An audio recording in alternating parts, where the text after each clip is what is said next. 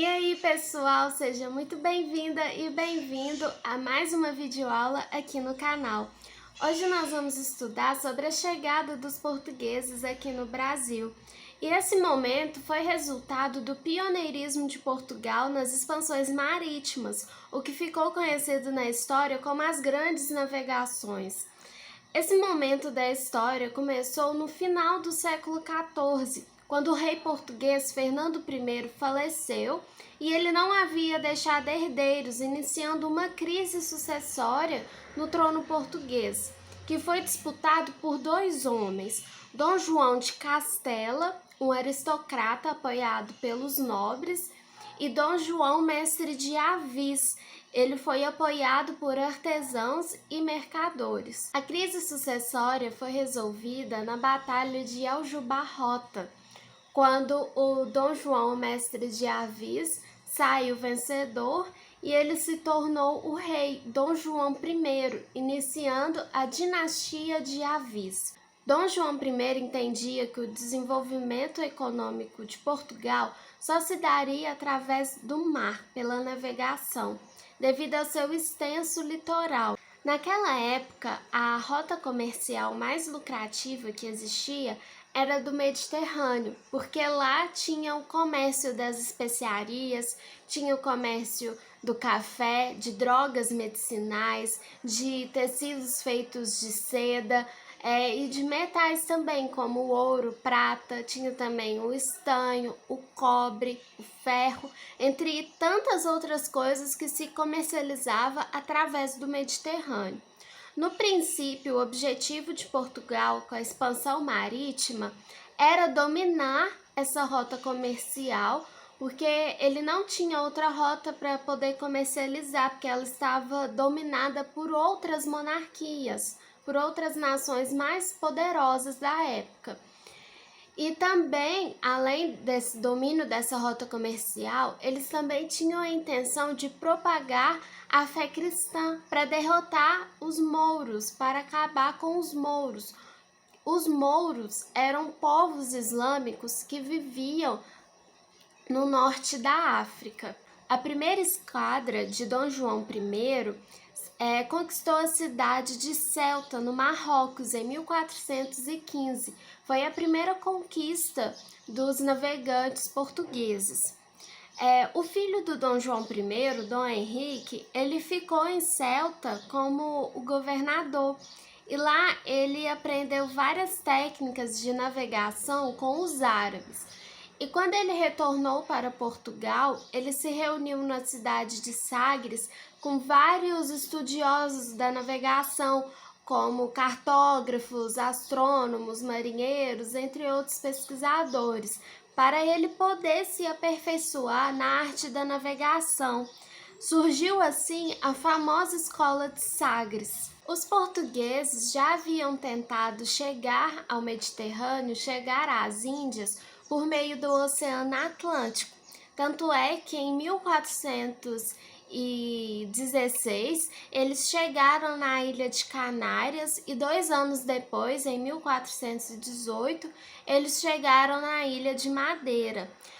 Só que eles escolheram fazer a rota da costa africana, né, o que a gente chama de périplo africano, porque eles acreditavam que o continente africano não ultrapassava a linha do Equador. Eles não tinham noção da extensão do continente africano, por isso que eles escolheram fazer o contorno do continente africano, né? Fazer o périplo africano. Até 1412, o limite dessas expedições era o Cabo Bojador. Até que em 1434, o Gil Eanes ultrapassa esse limite, chegando numa baía que ele chamou de Baía de Angra dos Ruivos, que era uma espécie de peixe que eles encontraram lá. Em 1433, o Dom João I faleceu, dando novamente uma crise sucessória de Portugal. E as expedições elas ficaram paradas por um período. Elas só se retornariam em 1440.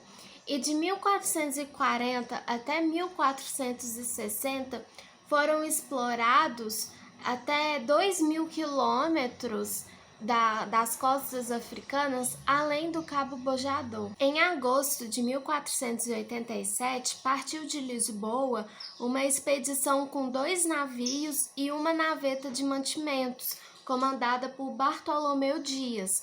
Essa expedição conseguiu contornar o extremo sul do continente africano, que o Bartolomeu Dias chamou de Cabo das Tormentas, porque eles enfrentaram grandes perigos naquela região, mas o Dom João II rebatizou o cabo como Cabo da Boa Esperança. Por volta de 1481, Cristóvão Colombo estava na coroa portuguesa e pediu para o rei alguns navios para fazer uma expedição para chegar na Ásia através do Oceano Atlântico.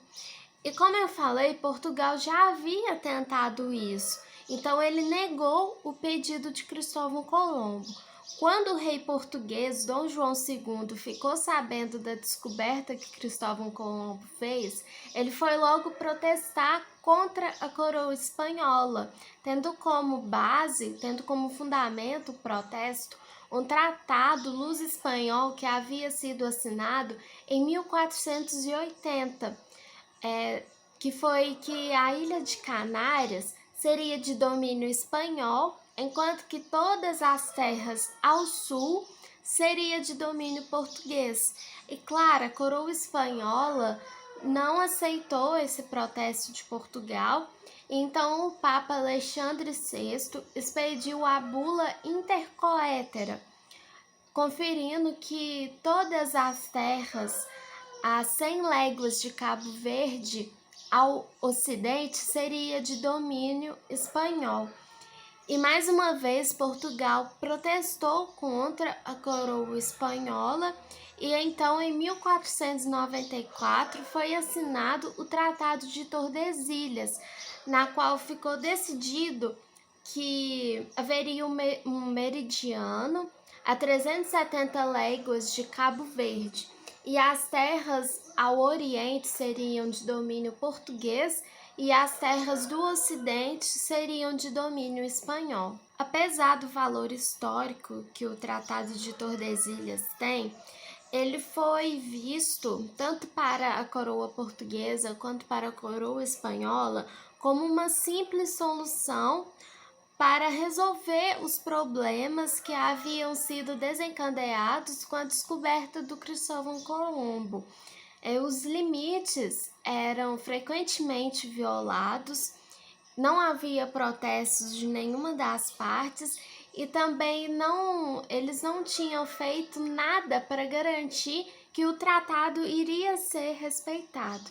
O que o Tratado de Tordesilhas revelou foi que o Dom João II já sabia que existia terras no Oceano Atlântico, na parte sul do Oceano Atlântico.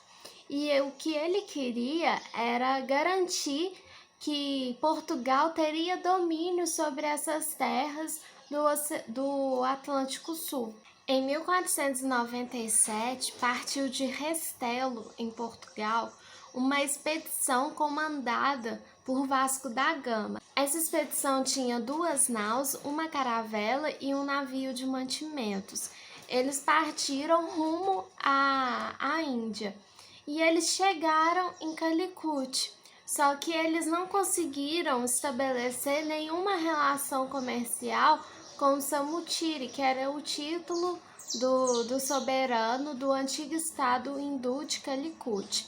Então eles retornaram para Portugal. Com essa viagem de Vasco da Gama, essa expedição que ele fez, e conseguiu chegar em Calicut, conseguiu chegar na Ásia, encerrou um ciclo da história de Portugal, que começou lá no final do século XIV com Dom João I. Em 9 de março de 1500, partiu de Portugal a maior frota, a maior expedição portuguesa. Ela tinha 13 navios, foram 1.500 homens. O objetivo dessa expedição era ir para Calicut para estabelecer um entreposto comercial e autorização para 5 frades franciscanos pregarem o evangelho.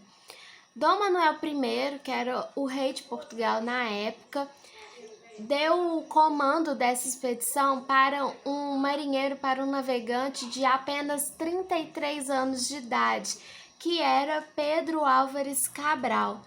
Mas Dom Manuel tinha dado uma tarefa para Cabral antes deles irem para Calicut. Ele deveria ir pelo Oceano Atlântico, ele deveria ir pelo Ocidente para ver que terras tinham no Oceano Atlântico que foram colocadas como domínio português pelo Tratado de Tordesilhas. No dia 21 de abril, começou a dar os primeiros sinais de terra à vista. Os marinheiros viram águas marinhas e aves de arribação. No dia seguinte, no dia 22 de abril, eles avistaram uma terra, um monte muito alto. E como eles estavam na Páscoa, na época de Páscoa, Cabral chamou aquele monte de Monte Pascoal. E a terra que eles haviam visto, ele chamou de Ilha de Vera Cruz. E isso foi de tardezinha, foi quase anoitecendo. E eles não desembarcaram. Eles desembarcaram somente na manhã seguinte, no dia 23 de abril. O primeiro navegador a descer foi o Nicolau Coelho, junto com outros marinheiros. Eles desembarcaram no que hoje a gente chama de Baía Cabralha. E foi na Baía Cabralha que no dia 26 de abril o Frei Henrique Soares realizou a primeira missa. Após essa missa, ficou decidido que alguns marinheiros iriam retornar para Portugal para dar notícias para o Dom Manuel I. E eles levaram também algumas toras do pau-brasil que eles encontraram aqui em grande quantidade, né? Levaram também alguns papagaios, arcos e flechas, e também levaram a carta do Pero Vaz de Caminha, contando como que foi essa expedição, né? O que eles encontraram, falando sobre a terra, né? Essa carta ficou conhecida como a Certidão de Nascimento do Brasil. O restante dos marinheiros ficaram na ilha de Vera Cruz, mas eles seguiram sua jornada para Calicut no dia 2 de maio. Cabral só conseguiu chegar em Calicut depois de 3 meses, porque eles enfrentaram uma grande tempestade no Cabo da Boa Esperança, e lá ele perdeu 4 navios. E quando eles chegaram em Calicut, eles foram recebidos com um ataque dos indianos. E o Cabral mandou bombardear a cidade. E quando os indianos se renderam, Cabral assinou um tratado, um acordo de paz com Calicut e estabeleceu a feitoria que o rei português havia mandado ele fazer. Em janeiro de 1501, a frota finalmente conseguiu chegar em Portugal e Cabral, que havia partido com 13 navios, retornou para Portugal com apenas 7 navios. No ano seguinte, Cabral aposentou da vida de navegador e mudou para Santarém, uma cidade de Portugal. E lá ele faleceu em 1520, pobre e completamente esquecido, sem nem saber da importância daquela ilha de Vera Cruz que ele havia descoberto. A carta de Pero Vaz de Caminha ficou perdida por muito tempo e ela só foi encontrada em 1793 pelo pesquisador Juan Batista Munhoz. Até então, as pessoas acreditavam que os portugueses haviam chegado no Brasil no dia 3 de maio de 1500, na atual cidade de Porto Seguro. Marinheiros franceses, também teve alemães e italianos, e até mesmo outros portugueses, como João Ramalho e Duarte Pacheco Pereira, afirmam ter chegado em terras brasileiras antes de Cabral. mas o Cabral é considerado como descobridor do Brasil porque foi ele que tomou posse oficialmente do Brasil. Dom Manuel I não tomou posse de imediato das terras que Cabral chegou, e o Brasil ficou esquecido pela coroa portuguesa por 30 anos.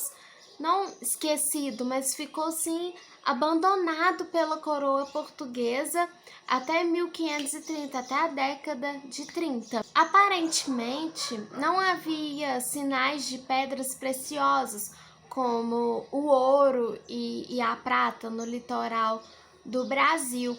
E só a presença do pau-brasil não justificava grandes investimentos da coroa na ilha de Veracruz, que já era chamada de Brasil desde 1503. Essa foi a videoaula de hoje, espero que tenham gostado. Se gostou, deixe seu like, inscreva-se no canal se você não for inscrito, deixe seu comentário aí falando sobre o que você achou dessa videoaula, que vai me ajudar bastante. Se você gostou, compartilha com seus amigos que também estão estudando esse período ou que gostam de estudar a história do Brasil.